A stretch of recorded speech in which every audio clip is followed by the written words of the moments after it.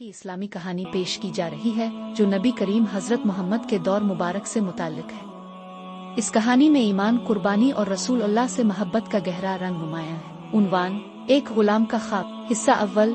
Medina की गलियों में। मदीना मुनव्वरा की गलियों में एक नहीफ व नज़ार नौजवान गुलाम ज़ैद बिन खुमार रोजाना बेताब कदमों से चला करता। चेहरे पर गुर्बत की लकीर और आंखों में किसी गुमशुदा उम्मीद की झलक थी। ज़ैद हबशा से लाया गया एक गुलाम था जिसे बाजार में बेचा गया और एक सख्त मिजाज यहूदी सौदागर ने खरीदा। लेकिन ज़ैद का दिल दुनिया के माल और दौलत का ख्वाह न था।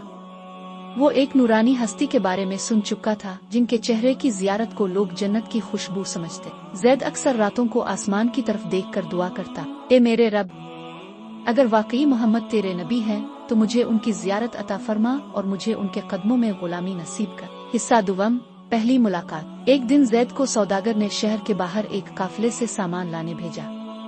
वो वापस आ रहा था कि अचानक इसकी नजर एक काफिले पर पड़ी। काफिले के दरमियान एक शख्स था, सफेद कपड़ों में मलबूस, चेहरे पर नूर और निगाहों में बेमिसाल सुकून। ज़ैद दम बखुद रह गया। वहीं खड़े एक देहाती से पूछा, ये कौन है? देहाती ने मुस्कुरा कर कहा, यही तो मोहम्मद बिन अब्दुल्ला हैं, अल्लाह के नबी। ज़ैद के कदमों तले से जमीन निकल गई। वो दौड़कर करीब पहुंचा और रसूल अल्लाह की नजरों से जब इसकी नजर मिली तो ऐसा लगा जैसे सारी दुनिया की थकन उतर गई हो। नबी ने मुस्कुरा कर पूछा, बेटा तुम्हारा नाम क्या है? ज़ैद बिन खुमार। और मैं गुलाम हूँ लेकिन दिल से आजाद होना चाहता हूँ या रसूल अल्लाह। नबी करीम ने फरमाया, इस्लाम में सब आजाद हैं ज़ैद। हिस्सा सिवम।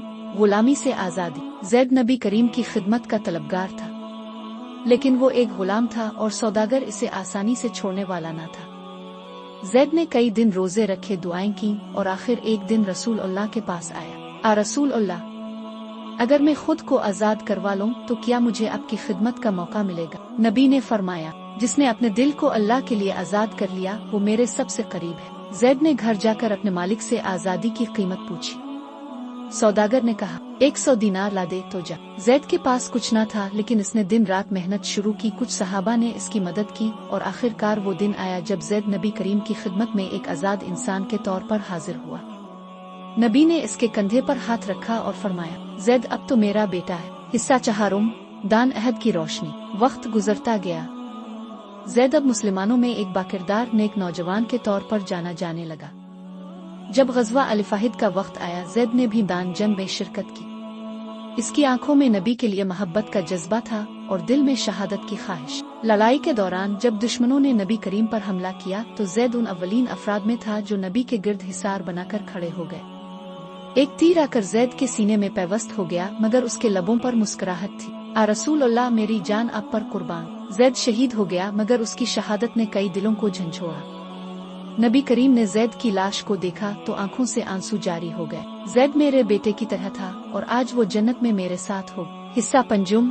ख्वाब की ताबीर। रात के वक्त नबी करीम ने सहाबा से फरमाया, मैंने ख्वाब में देखा ज़ैद जन्नत में मेरे साथ एक बाग में बैठा है, हंसता है और कहता है, आ रसूल अल्लाह, मेरा ख्वाब पूरा हो गया। मैं आपका गुलाम भी बना और आपके साथ जन्नत में भी आ गया। सहाबा की आंखों से आंसू जारी थे। बिलाल हब्श, जो खुद एक साबिक गुलाम थे, ने कहा, ज़ैद हम सब के लिए मिसाल है कि रब के दरबार में मकाम रंगा नस्ल से नहीं दिल से होता है। इख्तितामिया। ज़ैद बिन खुमार की कहानी सिर्फ एक गुलाम की नहीं बल्कि इस दौर के इंसाफ, मोहब्बत और इंसानियत की अक्कास है।